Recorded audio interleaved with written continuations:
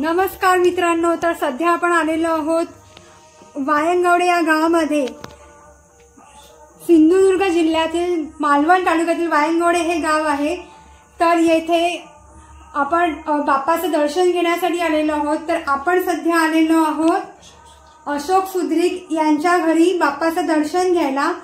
तर आपण आज बाप्पाचं दर्शन घेऊया। उद्या अनंत चतुर्दशी आहे, तर उद्या बाप्पा विसर्जन होणार आहे। तर आज आपण बाप्पाचं दर्शन घेऊया, त्यांचं डेकोरेशन बघूया आणि ते कसं वाटतं, त्यांनी गणपती कुठून आणला, किती फूट आहे, सगळं त्यांच्याचकडनं आपण जाणून घेऊया। हे आहे अशोक सुद्रिक काकांचं घर। तर बाप्पा किती सुंदर आहे, खूप छान रीतीने आहे, डेकोरेशन देखील केलेलं आहे, सुंदर बाप्पा आहे। तर आपण आता तुझं नाव सांग। माझं स्वप्नील अशोक सुद्रिक। हा, तर ह्या वर्षी तुम्ही जो बाप्पा आणलेला आहे तो कुठून आणलेला आहे आणि किती फूट आहे? यावर्षी बाप्पा आणलाय तो आम्ही पुढावरून आणलाय नेरुळपार, आणि तो 2.5 फुटाचा आहे। 2.5 फुटाचा आहे। तर दरवर्षी काही वेगळेपण असतं का तुमचं? दरवर्षी वेगळेपणा असतो, आणि जे पेंटिंग काम डिकोलचे पेंटर आहेत त्यांनी केलेलं आहे। डिक्वलला पेंटर आहेत त्यांनी केलेलं आहे।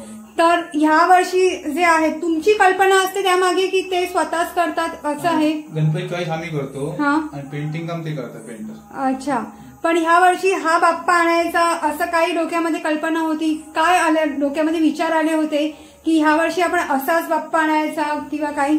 नाही, यावर्षी कसं होतं आम्हाला, कसं म्हणजे गणपती आणि त्याबरोबर साईडला सीन पाहिजे असं, म्हणजे त्याप्रमाणे आम्ही ते राम सीता आणि गणपती रामावताराची ह्या वर्षीची तुमची मूर्ती आहे।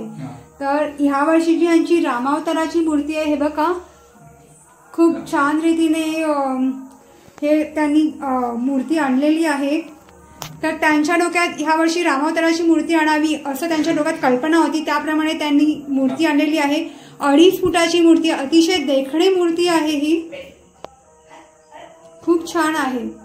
तर काय सांगाल, उद्या अनंत चतुर्दशी आहे, बाप्पाचं विसर्जन होणार आहे, काय वाटतं? इतके दिवस बाप्पा आपल्या सोबत होता, कसं वाटतंय? विसर्जन करते वेळी म्हणजे कसं एवढे दिवस आपण सेवा करून जेव्हा गणपती बाहेर जाणार त्यावेळी कसं दुःख मनात होतं, पण कसं आहे आता ते विसर्जन अनंत चतुर्दशी करतात त्यामुळे करावं लागणार, ते आहेच। पण मूर्ती अतिशय सुंदर आहे। पुढच्या वर्षी देखील वेगळं काही असणार आहे?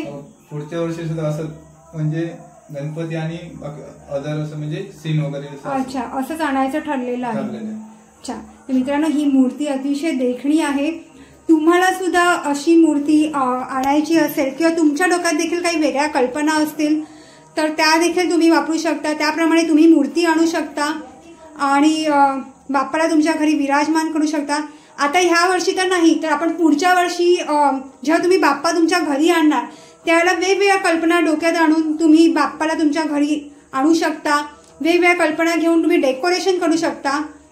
पण तुमच्या कल्पना आणि ह्या वर्षी तुमचा जो बाप्पा आहे त्याचे फोटोज आणि डेकोरेशन, त्याच्या आजूबाजूचं जे डेकोरेशन आहे ते आम्हाला नक्की कमेंटमध्ये ते फोटोज नक्की पाठवा।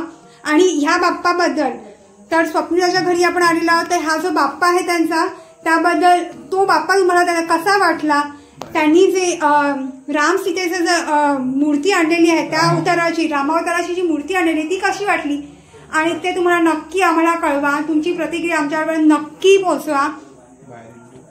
तर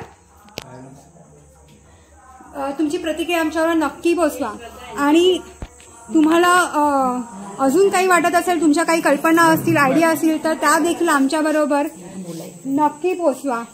तर ह्या कल्पना आमच्याबरोबर नक्की पोहोचवा, तुमच्या प्रतिक्रिया आमच्यावर पोहोचवा। आणि चला पुन्हा एकदा गणपती बाप्पा मोरया।